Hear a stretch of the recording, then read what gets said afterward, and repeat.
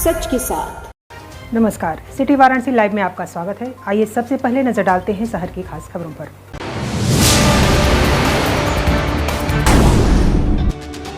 मोदी सरकार के 11 वर्ष पूर्ण होने पर डिप्टी सीएम केशव प्रसाद मौर्य ने गिनाई उपलब्धियां, विपक्ष पर साधा निशाना। वाराणसी पुलिस कमिश्नर के पीआरओ दीपक कुमार अनावत हुए बेदाग, महिला के आरोप में मिला क्लीन चिट।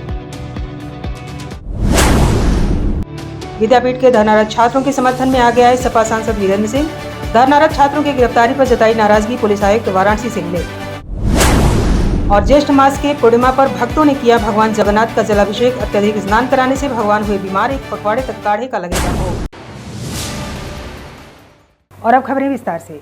मोदी सरकार के 11 वर्ष पूर्ण होने पर उत्तर प्रदेश के डिप्टी सीएम केशव प्रसाद मौर्य ने उपलब्धियां गिनाते हुए विपक्ष पर निशाना साधा। प्रधानमंत्री नरेंद्र मोदी सरकार के 11 वर्ष पूर्ण होने के उपलक्ष्य में उत्तर प्रदेश के उप मुख्यमंत्री केशव प्रसाद मौर्य ने बुधवार को सर्किट हाउस में आयोजित पत्रकार वार्ता के दौरान केंद्र सरकार की उपलब्धियों को विस्तार से प्रस्तुत किया। इस अवसर पर उन्होंने जहां मोदी सरकार की योजनाओं, उपलब्धियों और नीतिगत दृढ़ता को विकसित भारत के लक्ष्य की दिशा में निर्णायक कदम बताया, वहीं कांग्रेस और समाजवादी पार्टी के शीर्ष नेताओं पर तीखा प्रहार करते हुए उन्हें देश विरोधी मानसिकता वाला बताया। डिप्टी सीएम मौर्य ने कहा कि प्रधानमंत्री नरेंद्र मोदी के नेतृत्व में भारत ने बीते 11 वर्षों में सेवा, सुशासन और गरीब कल्याण के मूल मंत्र को लेकर एक मजबूत राष्ट्र का निर्माण किया है। उन्होंने कहा कि मोदी सरकार ने जन जन के जीवन को आसान बनाने के साथ साथ देश को वैश्विक मंच पर नया आयाम प्रदान किया है। उन्होंने विपक्ष पर हमला बोलते हुए कहा कि कांग्रेस के सांसद राहुल गांधी और सपा प्रमुख अखिलेश यादव की राजनीति राष्ट्र विरोधी प्रवृत्तियों से प्रेरित है। उन्होंने आरोप लगाया कि राहुल गांधी पाकिस्तान की भाषा बोलते हैं और चीन के नजरिए से भारतीय राजनीति करते हैं। वहीं प्रदेश कांग्रेस अध्यक्ष अजय राय को भी निशाने पर लेते हुए कहा कि पहले वह सदन तक पहुंचने की क्षमता अर्जित करे, फिर राफेल जैसे मामलों पर टिप्पणी करे। उप मुख्यमंत्री ने कहा कि समाजवादी पार्टी अब समाप्तवादी पार्टी बन चुकी है और अखिलेश यादव की नकारात्मकता राजनीति को जनता ने नकार दिया है। उन्होंने यह भी चेताया कि बनारस के विकास कार्यों में लापरवाही बरतने वाले अधिकारियों के विरुद्ध जांच की जाएगी और गड़बड़ी पाए जाने पर कठोर कार्यवाही सुनिश्चित की जाएगी। डिप्टी सीएम मौर्य ने मोदी सरकार की प्रमुख उपलब्धियों को रेखांकित करते हुए बताया कि भारत ने अब सुरक्षा, अर्थव्यवस्था, टेक्नोलॉजी, आधारभूत संरचना, अंतरिक्ष विज्ञान, डिजिटल इंडिया, महिला सशक्तिकरण, पर्यावरण संरक्षण, शिक्षा, कृषि और स्वास्थ्य जैसे सभी क्षेत्रों में ऐतिहासिक प्रगति की है। उन्होंने बताया कि भारत अब रक्षा क्षेत्र में आत्मनिर्भर हो गया है। S-400 ब्रह्मोस, तेजस जैसे स्वदेशी हथियारों से सशक्त हुआ है। पाकिस्तान को आतंकवाद पर सख्त संदेश दिया गया। आतंक के विरुद्ध ऑपरेशन सिंदूर और अन्य कार्यवाहियों से देश की सीमाएं अब पहले से कहीं अधिक सुरक्षित है। डिजिटल ट्रांजैक्शन टेक्नोलॉजी आधारित शासन प्रणाली से पारदर्शिता और जवाबदेही की नई परिभाषा तय हुई है। गरीबी उन्मूलन में उल्लेखनीय सफलता मिली है। 25 करोड़ से अधिक लोग गरीबी से बाहर निकले हैं। 81 करोड़ नागरिकों को प्रधानमंत्री गरीब कल्याण अन्न योजना के अंतर्गत मुफ्त राशन प्रदान किया गया। किसानों सशक्तिकरण के लिए 3 करोड़ 7 लाख रुपए की सहायता प्रधानमंत्री किसान सम्मान निधि के तहत दी गई है। जल जीवन मिशन के तहत 15 करोड़ से अधिक घरों में नल से जल की सुविधा पहुंची है। महिलाओं को राजनीति में 33% आरक्षण, 3 तलाक समाप्ति, मुद्रा योजना, लखपति दीदी योजना जैसे कार्यक्रमों से सशक्त किया गया है। चंद्रयान 3, गगनयान जैसे मिशन से भारत ने वैश्विक अंतरिक्ष मंच पर नई ऊंचाई प्राप्त की है। पूर्वोत्तर राज्यों में 3600 से अधिक विकास परियोजनाओं को गति दी गई है। उन्होंने बताया कि भारत दुनिया की चौथी सबसे बड़ी अर्थव्यवस्था बनने की दिशा में तेजी से अग्रसर है और 2024-25 में 825 अरब डॉलर का वस्तु एवं सेवा निर्यात दर्ज किया गया है। साथ ही देश में स्टार्टअप इकोसिस्टम के माध्यम से 17.6 लाख से अधिक रोजगार सृजित किए गए हैं। डिप्टी सीएम ने विश्वास जताया कि प्रधानमंत्री मोदी जी के नेतृत्व में देश वर्ष 2047 तक विकसित भारत बनने के लक्ष्य को अवश्य प्राप्त करेगा। माननीय प्रधानमंत्री जी के नेतृत्व में गरीब हो, किसान हो, नौजवान हो, महिलाओं के सशक्तिकरण से जुड़ा हुआ विषय हर क्षेत्र में भारत ने प्रगति किया है। अर्थव्यवस्था हमारी दुनिया में डंका बजा रही है। सामरिक दृष्टि से हम विश्व की महाशक्ति बन चुके हैं। भारत निरंतर प्रगति के पथ पर आगे है और आगे रहेगा और भारत को आगे बढ़ने से कोई रोक नहीं सकता। देखिए, श्री अखिलेश यादव जी सबसे ज़्यादा उनकी परेशानी 11 साल की उपलब्धियों की नहीं है। अगर कैमरा के बाहर आप उनसे पूछेंगे तो वो भी कहेंगे कि 11 साल में देश 1100 साल आगे गया है, लेकिन जब कैमरा लगाएंगे तो वो कहेंगे 11 साल में कुछ नहीं हुआ है, क्योंकि उनके अपराधी, उनके गुंडे, उनके माफिया, उनके दंगाई, उनके खिलाफ इतनी कठोर कार्रवाई हुई है कि वह तिलमिलाए हुए हैं, बौखलाए हुए हैं। और समाजवादी पार्टी का सुपड़ा चूँकि 2027 में साफ होने वाला है और समाजवादी पार्टी समाप्तवादी पार्टी बनने वाली है, और ये कांग्रेस पार्टी जो बीच बीच में उछल कूद करती है वो स्वयं आईसीयू में पड़ी हुई है, वो वेंटिलेटर पे जाने वाली है। विद्यापीठ के धरनारत छात्रों के समर्थन में आगे आए सपा सांसद वीरेंद्र सिंह धरनारत छात्रों की गिरफ्तारी पर नाराजगी जताई और पुलिस आयुक्त वाराणसी से भी मिले। महात्मा गांधी काशी विद्यापीठ में पिछले 28 दिनों से धरनारत छात्रों को 10 जून की रात 1 बजे गिरफ्तार कर जेल भेज दिया गया, जो कि एकदम गलत व लोकतांत्रिक है। सभी छात्र मेरिट की जगह प्रवेश परीक्षा से प्रवेश की बात कर रहे थे, जो कि तर्कसंगत है। सांसद वीरेंद्र सिंह ने पुलिस आयुक्त वाराणसी से मुलाकात कर तत्काल छात्रों के ऊपर लगे मुकदमों को हटाकर रिहा करने की मांग की, जिस पर पुलिस आयुक्त ने सभी को रिहा करने की बात कही। सांसद वीरेंद्र सिंह ने प्रदेश के उच्च शिक्षा मंत्री से इस मामले में बात कर इसका समाधान निकालने की बात कही। सांसद वीरेंद्र सिंह ने मीडिया से बात करते हुए कहा कि काशी विद्यापीठ के छात्रों की जोन मीन मांगे थी, वह अपने जोन मीन मांगों को लेकर अनिश्चितकालीन धरने पर बैठे थे और पुलिस के द्वारा उन्हें जबरन उठाया गया। महात्मा गांधी काशी विद्यापीठ के छात्र जब वह अपनी विश्वविद्यालय में सुरक्षित नहीं है तो कहीं पर भी सुरक्षित नहीं है। इस बात को लेकर कुलपति महोदय को संज्ञान में लेना चाहिए। बिना उनकी जानकारी में रात को 2 बजे अनिश्चित धरनारत बच्चों को उठाया गया, यह बहुत ही आपत्तिजनक है। उत्तर प्रदेश सरकार ने एक नियम बनाया कि मेरिट के साक्षर पोर्टल बनाकर सभी बच्चों के लिए एक ओपन प्लेटफॉर्म बनाया है। उस ओपन प्लेटफॉर्म के जरिए जिसकी जितनी मेरिट है उस पोर्टल के जरिए फिर काउंसलिंग करा करके उस मेरिट के अनुसार जिस यूनिवर्सिटी में बहुत टॉपर लड़का है यहाँ पर फॉर्म में भरा है तो वह Lucknow university, Meerut university, Allahabad university सभी जगह हो सकता है। मेरे द्वारा छात्रों से भी बात की गई है, मैं पुलिस कमिश्नर से भी बात किया, जो बच्चे हैं वह अपराधी नहीं है, इसलिए आप उनकी जमानत कर दीजिए। जनपद के कई मुद्दे थे, उसमें विशेष मुद्दा था कि काशी विद्यापीठ में छात्र संघ के लोग, हमारे बच्चे धरनारत थे, उनकी कुछ जेन्युइन मांगे थी और पुलिस के द्वारा रात में बिना बताए उनको जिस तरीके से गिरफ्तार किया गया, उनको धरने से उठाया गया, उस पर आपत्ति दर्ज करने के लिए हम लोग वहाँ पर गए थे। हम लोगों ने कहा कि अगर हमारे बच्चे काशी विद्यापीठ अपनी यूनिवर्सिटी में सुरक्षित नहीं हैं तो कहाँ सुरक्षित है। इस मुद्दे को वाइस चांसलर को संज्ञान लेना चाहिए और बात करनी चाहिए कि बिना उनके परमिशन के, बिना उनकी जानकारी में रात के 2 बजे धरनारत बच्चों को जो है उठा लिया गया, ये बहुत आपत्तिजनक है। बीएचयू के छात्रों ने ट्रॉमा सेंटर और सर सुंदरलाल चिकित्सालय से जुड़े भ्रष्टाचार के मामले को लेकर पीएम को संबोधित ज्ञापन सौंपा। काशी हिंदू विश्वविद्यालय के छात्र ट्रॉमा सेंटर और सर सुंदरलाल चिकित्सालय से जुड़े भ्रष्टाचार के मामले को लेकर प्रधानमंत्री को संबोधित अपना ज्ञापन लेकर प्रधानमंत्री के वाराणसी स्थित संसदीय कार्यालय पहुंचे। वहां छात्रों से प्रधानमंत्री के प्रतिनिधि के रूप में वाराणसी कैंट के विधायक सौरभ श्रीवास्तव ने प्रकरण पर विस्तृत चर्चा की तथा ज्ञापन लिया और आश्वस्त किया कि इस संदर्भ में हुए प्रधानमंत्री और शिक्षा मंत्री को पूरे प्रकरण से अवगत कराएंगे तथा व्यक्तिगत अनुरोध करेंगे कि उच्च स्तरीय जांच करके दोषियों पर कार्यवाही किया जाए। उन्होंने छात्र नेताओं से कहा, ट्रॉमा सेंटर में व्याप्त प्रशासनिक गुंडागर्दी तथा भ्रष्टाचार से संबंधित उनकी चिंताओं को प्रधानमंत्री जी तक पहुंचा दिया जाएगा। उन्होंने कहा कि ट्रॉमा सेंटर पर प्रधानमंत्री जी का विशेष ध्यान है, संचालन में किसी भी प्रकार की हिला हवाली बर्दाश्त नहीं की जाएगी। उन्होंने छात्रों की मांग को जायज बताया। छात्रों ने अपने दिए ज्ञापन में कहा है कि काशी हिंदू विश्वविद्यालय के ट्रॉमा सेंटर के प्रभारी सौरभ सिंह ने विगत 26 में उच्च चिकित्सा शिक्षक प्रोफेसर विशंबर सिंह तथा एसपी मिश्रा को अपमानित किया। छात्र नेताओं ने अपने ज्ञापन में ट्रॉमा सेंटर तथा सर सुंदरलाल चिकित्सालय में जेम पोर्टल के माध्यम से हुई खरीदारी घोटाले को उल्लेख किया। ज्ञापन में छात्रों ने बताया है कि जिन प्रमुख 11 फार्मों से खरीदारी की गई वह एक ही परिवार के सदस्यों का है तथा जिन सामानों की खरीद हुई वे सभी सामान जेम पोर्टल के अन्य फार्मों पर जिस दाम पर उपलब्ध थे उससे 10 गुना से लेकर 100 गुने दाम पर खरीदारी की गई है। छात्रों ने कहा है कि इस मामले की जांच शिक्षा मंत्रालय के सेंट्रल विजिलेंस द्वारा किया गया है, किंतु जांच रिपोर्ट को लंबित कर दोषियों पर कार्यवाही स्थगित है।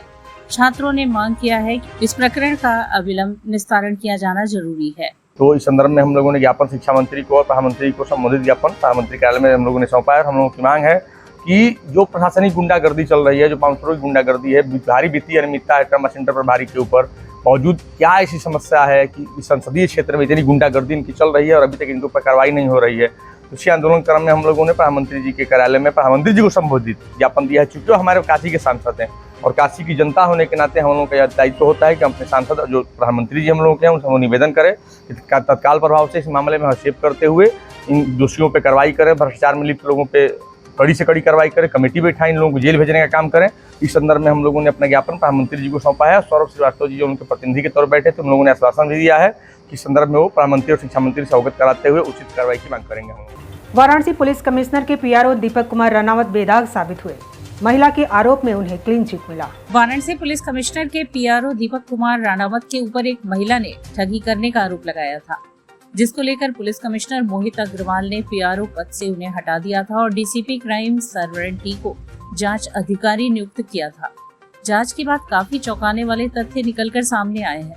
उन पुलिस वालों के लिए भी एक चेतावनी है जो सोशल मीडिया पर अधिक फॉलोअर्स पाने के लिए वर्दी के साथ अपने फोटो और वीडियो पोस्ट करते हैं। उनके फोटो और वीडियो का दुरुपयोग साइबर अपराधी किस तरह से कर रहे हैं, इसका जीता जागता उदाहरण डीसीपी क्राइम सर्वेलेंस टी ने दीपक राणावत के मामले में जांच के बाद मीडिया के सामने रखा।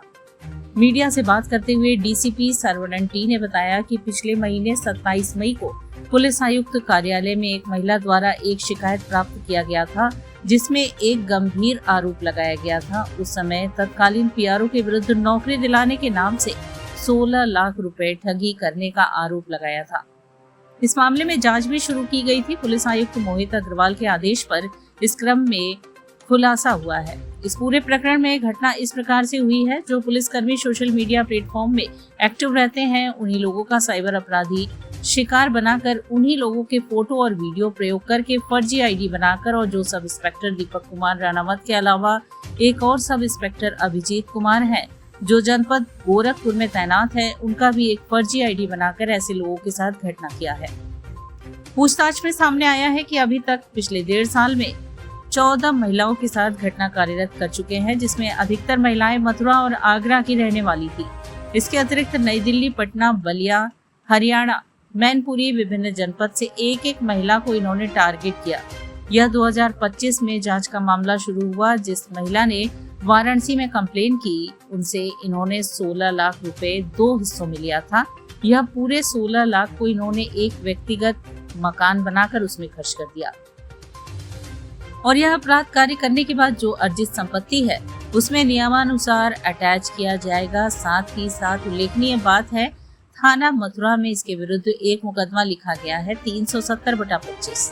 थाना कोतवाली में लिखा गया है, जिस महिला के साथ इन्होंने 27 लाख ठगी की है। जैसे इन्होंने सब इंस्पेक्टर दीपक राणावत का नाम लेकर के सब इंस्पेक्टर अभिजीत का नाम लेकर 27 लाख की ठगी की। जनपद मथुरा से संपर्क करके विधिवत कार्रवाई सुनिश्चित की जाएगी। साथ ही साथ इस व्यक्ति का जो 2 बैंक अकाउंट है उसका भी डिटेल्स खंगाला जा रहा है।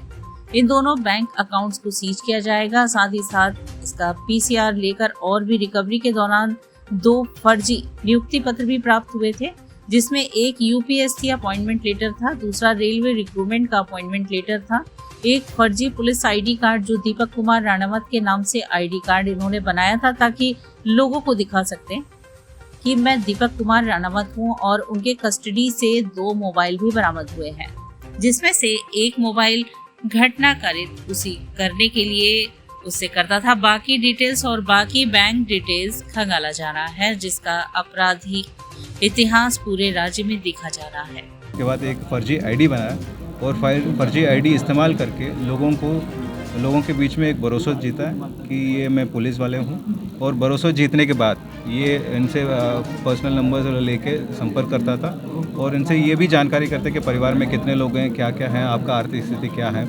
और ये झांसा देता था कि ये आपके घर में या कोई रिश्तेदार को कोई नौकरी की ज़रूरत है, बता दीजिए, मेरा एक जानने वाले हैं ये जो यूपीएससी में तैनात है, वो नौकरी लगवा सकते हैं। और इसी क्रम में इन्होंने ये एक संदीप नामक एक व्यक्ति का नाम लिया है, लेकिन रियलिटी है कि ये बंदा संदीप बन के वो महिला से संपर्क करता था और उन्हीं से पैसा लेके फिर एलिगेशंस आता है कि जो पुलिसकर्मी के ऊपर, और ये दीपक के अलावा एक और सब इंस्पेक्टर है जो जनपद गोरखपुर में तैनात है, उनका भी फर्जी आईडी बना के कुल 11 महिलाओं को किया और दीपक का नाम लेके कुल 3 महिलाओं को साथ ऐसे घटना कारित करे। कुल ये व्यक्ति पिछले 1.5 साल से 14 महिलाओं के शिकार बनाया और इसमें से कुल अप्रॉक्सीमेटली 50 लाख से ऊपर इन्होंने ऐसे साइबर ठगी की है।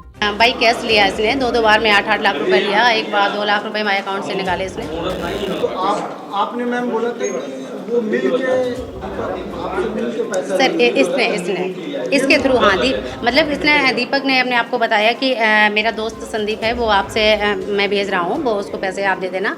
तो लेकिन मुझे ये नहीं पता था कि यही मतलब दीपक बन के बात कर रहा है या उसकी फर्जी आईडी बना रहा है। फेस टू फेस मैं दीपक से नहीं मिली, मैं फेस टू फेस से मिली हूँ और इससे ही मैंने पैसे दिए। बनारस के बिजली कर्मियों ने भारतेंदु पार्क में जन जागरण सभा आयोजित किया, जिसमें व्यापारी व बुनकर नेता शामिल हुए। विद्युत कर्मचारी संयुक्त संघर्ष समिति उत्तर प्रदेश के बैनर तले बुधवार को भारतेंदु पार्क में बिजली कर्मियों ने जन जागरण सभा आयोजित किया, जिसमें बड़ी संख्या में जनप्रतिनिधि, व्यापार मंडल के पदाधिकारी, बुनकर नेता, बिजली कर्मियों के साथ क्षेत्रीय जनता ने शिरकत किया।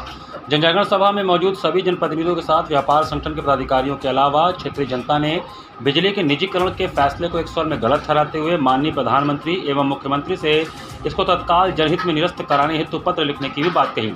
वक्ताओं ने बताया कि बिजली के निजीकरण का फैसला अब तक का सबसे खराब फैसला साबित हो सकता है हमारे वर्तमान सरकार का, क्योंकि आम जनमानस किसी भी कीमत पर बिजली का निजीकरण स्वीकार नहीं करने वाली, क्योंकि बिजली आम जनमानस की सबसे अमूल्य जरूरत है, जिसको निजीकरण करने वाले सरकार को कतई माफ़ नहीं करेगी, क्योंकि आज भी 80 करोड़ उपभोक्ता सरकार के सरकारी अनाज पर निर्भर हैं। जो जनता अपना पेट भरने हेतु सरकार पर निर्भर है, जो जनता सौभाग्य योजना के तहत कंपनी वालों के द्वारा फ्री की बिजली का झूठा आश्वासन देकर भ्रमित किया गया, वो जनता प्राइवेट कंपनी से महंगी बिजली कैसे खरीदेगी। सभा की अध्यक्षता इंजीनियर अनिल शुक्ला ने और संचालन सौरभ श्रीवास्तव ने किया। सभा को सर्वश्री बुनकर नेता सलाम चुनचुन चौधरी, व्यापार मंडल गोला दीनानाथ, भरत चंद्र गुप्ता, भैरव युवा संघ, पार्षद भैया लाल यादव, इंजीनियर विजय सिंह, इंजीनियर उपेंद्र कुमार, मदन श्रीवास्तव, अंकुर पांडे, राजेश सिंह, विजय नारायण हिटलर, इंजीनियर दीपक गुप्ता, रामजी भारद्वाज, विजय वर्मा आदि ने संबोधित किया। नई अर्बन टाउनशिप स्पोर्ट्स सिटी और यहां प्रस्तावित सड़क चौड़ीकरण के विरोध में किसानों का धरना 5वें दिन भी जारी रहा। हरौआ राजा तालाब रिंग रोड वाया गंजारी गांव स्थित अंतर्राष्ट्रीय क्रिकेट स्टेडियम के पास मंजूर नई अर्बन टाउनशिप स्पोर्ट्स सिटी और यहां प्रस्तावित सड़क चौड़ीकरण के विरोध में प्रभावित किसानों की मांगों को लेकर पूर्वांचल किसान यूनियन के तत्वावधान में एक बाग पर धरना 5वें दिन बुधवार को भी जारी रहा। इस दौरान किसानों ने अपनी आवाज़ बुलंद करते हुए जिला प्रशासन और सरकार के खिलाफ जमकर नारेबाजी किया। धरना की अध्यक्षता पूर्व क्षेत्र पंचायत सदस्य राजकुमार गुप्ता ने किया। इस मौके पर पूर्वी किसान यूनियन के अध्यक्ष योगी राज सिंह पटेल ने कहा कि किसानों के साथ जिला प्रशासन सरकार द्वारा बहुत बड़ा अन्याय किया जा रहा है। उन्होंने बताया कि वर्ष 2013 में मनमोहन सिंह की सरकार में पारित भूमि अधिग्रहण कानून के तहत किसानों को 4 गुना मुआवजा मिलने का प्रावधान है, लेकिन भाजपा की डबल इंजन सरकार इस कानून का पालन नहीं कर रही है। उन्होंने कहा कि सरकार मनमाने तरीके से मुआवजे में कटौती कर रही है, जिससे किसान कंगाल हो रहे हैं। राजकुमार गुप्ता ने आगे कहा कि अंतिम सांस तक किसान अपने हक की लड़ाई मजबूती से लड़ेगा। संचालन व आभार हरसोस ग्राम प्रधान प्रतिनिधि ओम प्रकाश सिंह पटेल ने किया। धरने में रजित कुमार पटेल, सुरेश वर्मा, जियाराम पटेल, संदीप पटेल, योगीराज सिंह पटेल, राजकुमार गुप्ता, ओम प्रकाश, हृदय पाल, मनोज कुमार सिंह, वीरेंद्र पटेल, राम बालक पटेल, प्रहलाद पाल, राजकुमार राजभर, विनय मौर्य, रमेश धर दुबे, गणेश शर्मा, दिनेश विश्वकर्मा सहित सैकड़ों किसान उपस्थित रहे। आज हमारा 5वां दिन धरने का है और कल एसडीएम महोदय और पीडब्ल्यूडी के आई आए हुए थे। उनके बातों से किसान संतुष्ट नहीं हुए और हमारा धरना जारी है। अब तो धरने में राजनीतिक पार्टियाँ भी हस्तक्षेप कर रही हैं। अभी समाजवादी पार्टी के जिलाध्यक्ष से हमारी बात हुई, समाजवादी पार्टी के एमएलसी आशुतोष सिन्हा जी से भी मेरी बात हुई, वो लोग भी धरने में आना चाह रहे हैं। तो अब ये धरना व्यापक रूप ले रहा है।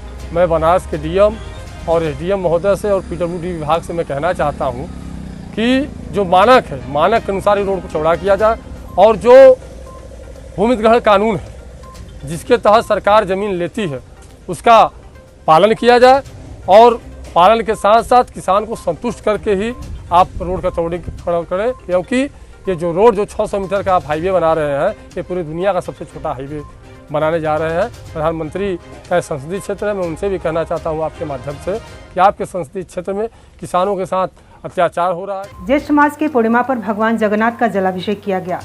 भक्तों के अत्यधिक स्नान कराने से भगवान जगन्नाथ जी बीमार हो गए। अब उन्हें 1 पखवाड़े तक काढ़े का भोग लगाया जाएगा तथा 1 पखवाड़े तक वो आराम करेंगे। ज्येष्ठ मास के शुक्ल पक्ष की पूर्णिमा तिथि पर बुधवार को अस्सी स्थित जगन्नाथ मंदिर में भगवान जगन्नाथ, सुभद्रा एवं बलभद्र का भक्तों ने जलाभिषेक कर उनसे सुख समृद्धि की कामना की। ट्रस्टी श्री जगन्नाथ जी के तत्वावधान में प्रातः 5 बजे 80 घाट से जल यात्रा निकाली गई। मिट्टी के घड़े में गंगा जल भरकर श्रद्धालु मंदिर पहुंचे और भगवान जगन्नाथ, भाई बलभद्र जी एवं बहन सुभद्रा जी का जलाभिषेक किया। मंदिर के प्रधान पुजारी पंडित राधेश्याम पांडे ने ट्रस्ट के मुख्य ट्रस्टी दीपक शाहपुरी की उपस्थिति में भगवान का मिट्टी के 51 घड़े में रखे गंगा जल से जलाभिषेक कर उनका नैनाभिराम श्रृंगार पूजन कर भव्य आरती किया। जलाभिषेक एवं पूजन में ट्रस्ट के अध्यक्ष पूर्व MLC ब्रजेश सिंह, ट्रस्ट के सचिव शैलेश त्रिपाठी, प्रोफेसर गोप बंधु मिश्रा, डॉक्टर सुखदेव त्रिपाठी, उत्कर्ष श्रीवास्तव, रामयश मिश्र उपस्थित रहे। इसके पश्चात भक्तों द्वारा जलाभिषेक का क्रम शुरू हुआ। भक्तों द्वारा गंगा जी से गंगा जल भर कर लाया गया और भगवान जगन्नाथ जी, बलभद्र जी और सुभद्रा जी का गंगा जल से जलाभिषेक किया गया। प्रातः 5 बजे से शुरू हुआ जलाभिषेक देर शाम तक चलता रहा। ऐसी मान्यता है कि भक्तों के अत्यधिक जलाभिषेक का कारण भगवान बीमार पड़ जाते हैं और 1 पखवाड़े तक वह आराम करते हैं। 1 पखवाड़े तक भगवान को प्रतिदिन काढ़े का भोग लगता है और भगवान 15 दिन तक आराम करने के पश्चात स्वस्थ होकर जगन्नाथ मंदिर से डोली में बैठकर रथ यात्रा के लिए निकलते हैं, जहां पर 3 दिन का विश्व प्रसिद्ध रथ यात्रा मेला लगता है। जलाभिषेक में हरीश वालिया, आशु त्रिपाठी, दिलीप मिश्रा, गीता शास्त्री, नवीन, कमलेश आदि हजारों की संख्या में भक्त शामिल हुए। ज्येष्ठ पूर्णिमा को भक्तों को 1 दिन के लिए दर्शन देने और उनको स्पर्श करने, पूजा पाठ करने की भक्तों को यह आज्ञा प्रदान करते हैं। भगवान उनको सुबह से लेकर रात तक स्नान कराएंगे। भगवान अस्वस्थ हो जाते हैं, 14 दिन तक अज्ञातवास में रहते हैं और उनको काढ़े का भोग लगाया जाता है। वही प्रसाद मान्यता है भक्तों को वितरित किया जाता है। जो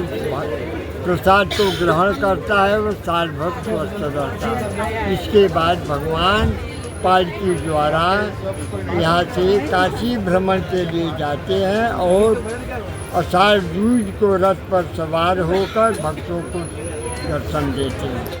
कबीरदास की रचनाओं के साथ उसी भावभूमि पर कबीर की दृष्टि और हमारी सृष्टि के तहत कवियों ने अपनी रचना का पाठ किया। निर्गुण भक्ति शाखा के महान कवि व संत कबीर दास जी की 627वीं जयंती के उपलक्ष्य में सुबह बनारस व संत कबीर अकादमी के संयुक्त तत्वाधान में 80 घाट पर विशेष काव्यार्चन सत्र संत कबीर की दृष्टि हमारी सृष्टि के 2 दिवसीय आयोजन के प्रथम दिवस में कुल 8 कवियों व कवित्रियों व एक अतिथि कवित्री ने पहले कबीर दास जी की रचनाओं और फिर उसी भावभूमि पर आधारित स्वरचित रचनाओं का पाठ किया।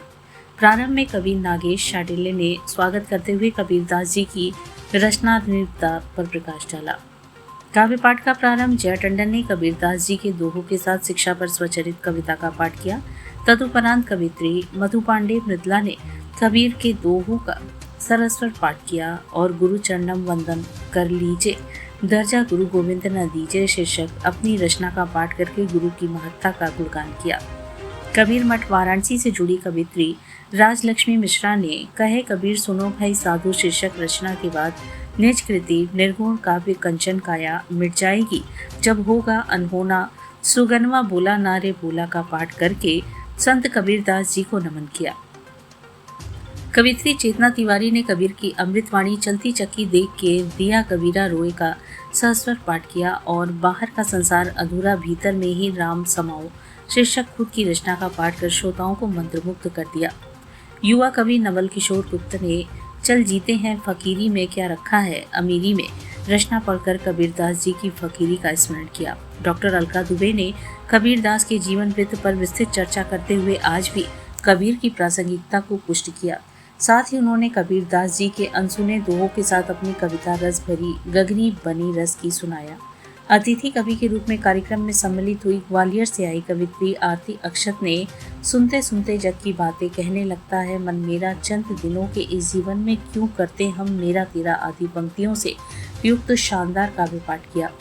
वरिष्ठ रचनाकार गिरीश पांडे काशिके ने कबीरदास जी की घूंघट के पट खोल के तुमको पीव मिलेंगे रचनाकार सरस्वत पाठ के बाद अपनी रचना का पाठ किया। अध्यक्षता करते हुए बनारस हिंदू विश्वविद्यालय से मानस पर रिसर्च करने वाले लोक कवि ओम प्रकाश श्रीवास्तव और प्रकाश मिर्जापुरी ने नाम जपो बिसराओ नहीं कुछ नेम नहीं तुम ने निभाओ चांद सा सुंदर तन ये तेरा मिट्टी में मिल जाएगा जैसी पंक्तियों से निर्गुण भक्ति का रस खुला। इस अवसर पर प्रमुख रूप से जयप्रकाश मिश्र, एडवोकेट रुद्रनाथ त्रिपाठी, पुंज सूर्य प्रकाश मिश्र, गौतम अरोड़ा, सरस दमदार बनारसी, प्रियंका अग्निहोत्री, जगदीश्वरी चौबे, रितु दीक्षित, प्रताप शंकर दुबे, डॉक्टर श्रुति गुप्ता आदि कवि व साहित्यकार उपस्थित रहे। सफल संचालन, संयोजन व समन्वयक अरविंद मिश्र, हर्ष व धन्यवाद ज्ञापन महेंद्र नाथ तिवारी अलंकार ने दिया। अहम अग्नि दिन जरे गुरु सोचा अहम अग्नि दिन जरे गुरु सोचा है मान ताको जग गुरु ने उतार हो हमारे मेहमान कबीरा हो हमारे मेहमान। संगम हो गया सबका सभी है नव खुशी पाए ये लक्ष्मी कर रही सबका यहाँ वंदन व अभिनंदन। क्या बात है। प्रदेश के स्टाम्प मंत्री रविंद्र जायसवाल ने सारनाथ में महाराजा सुहेलदेव स्मृति द्वार का लोकार्पण किया। प्रदेश सरकार के स्टाम्प एवं पंजीयन राज्य मंत्री रविंद्र जायसवाल ने वाराणसी के सारनाथ में महाराजा सुहेलदेव स्मृति द्वार का लोकार्पण किया। इस अवसर पर महाराजा सुहेलदेव की स्मृति में पदयात्रा का भी आयोजन किया गया और इस दिवस को विजय दिवस के रूप में मनाया गया। कार्यक्रम के पश्चात पत्रकारों से बातचीत में स्टाम्प एवं पंजीयन राज्य मंत्री रविंद्र जायसवाल ने कहा कि सालार गाजी को परास्त करने वाले महाराज सुहेलदेव को इतिहास में भुला दिया गया था, मगर भारतीय जनता पार्टी की सरकार महाराजा सुहेलदेव के अद्वितीय योगदान को याद करते हुए उनकी स्मृतियों को फिर से ताजा करने का कार्य किया है। इसी कारण आज यहाँ पर सारनाथ में महाराजा सुहेलदेव स्मृति द्वार का लोकार्पण किया गया है। इसके अलावा आज के पवित्र दिन को यहाँ पर एक संक्षिप्त मेला का भी आयोजन किया गया है, जिसमें काफी संख्या में लोग भाग ले रहे हैं। हम लोगों ने एक विजय यात्रा निकालकर महाराजा सुहेलदेव के किए गए कार्यों को नमन करते हुए स्थानीय लोगों को जागरूक करने का भी कार्य किया है। महाराजा सुहेलदेव जी ने सालार महमूद गाजी जो आक्रमणकारी था, जिन्होंने सोमनाथ के मंदिर को लूटा, सोमनाथ के मंदिर लूटते हुए दिल्ली से पंजाब की ओर बढ़ा और पंजाब की ओर बढ़ने लगा उत्तर प्रदेश की ओर। तब 1000 शताब्दी में महाराज के राजा सुहेलदेव जी ने सनातन परंपरा में तमाम राजाओं को पत्र लिखा और ये कहा कि सालार गाजी गुजरात से लेके पूरा दिल्ली पंजाब तक कत्लेआम करते आ रहा है और रानियों को विधवा बनाता आ रहा है। अगर हम सब मिल करके इसको नहीं रोकेंगे तो हमारी भी रानियां विधवा हो जाएंगी।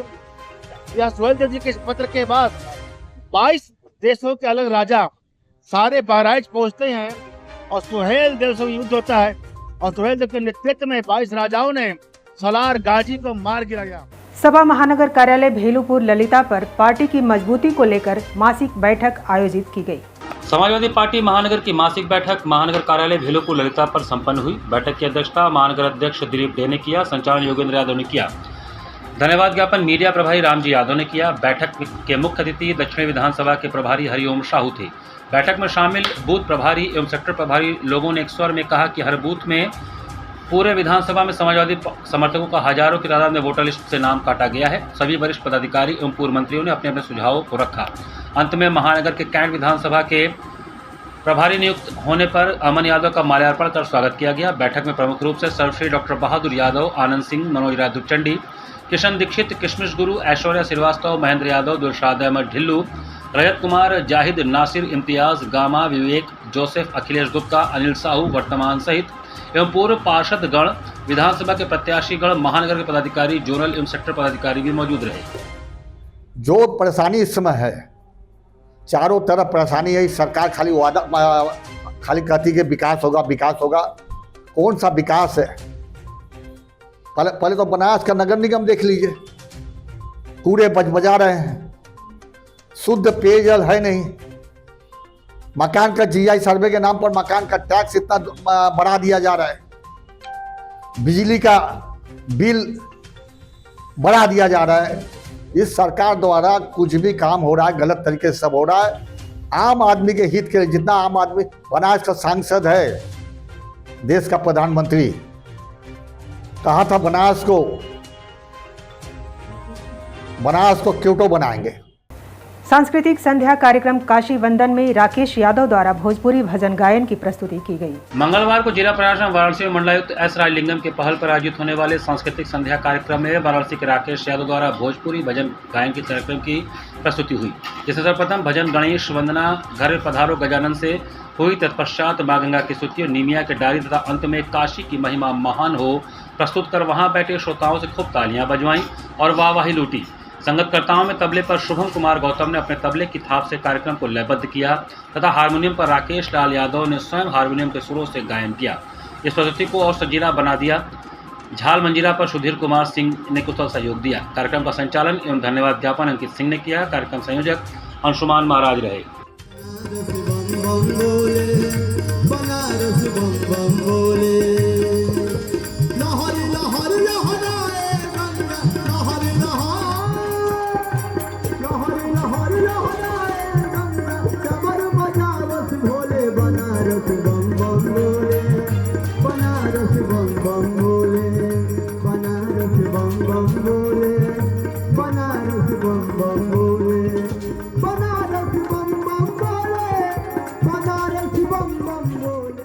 और इसी के साथ सिटी वाराणसी लाइव का यह अंक यहीं समाप्त होता है। नमस्कार।